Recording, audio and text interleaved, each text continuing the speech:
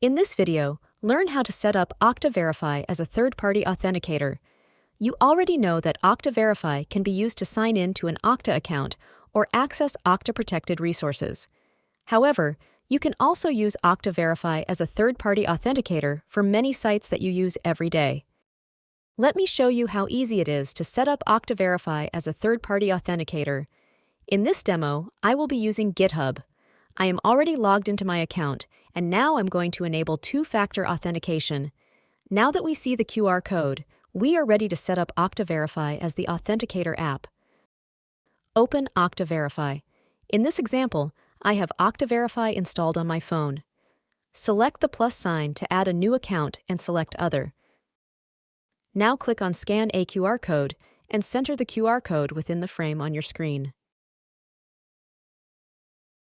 The site has now been added, and you can click on Done. You will see the newly added site at the bottom of the list. Back on the GitHub site, enter the 6-digit code displayed in Okta Verify to confirm enrollment.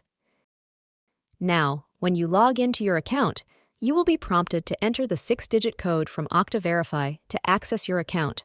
That's it. You have successfully added Okta Verify as a third-party authenticator.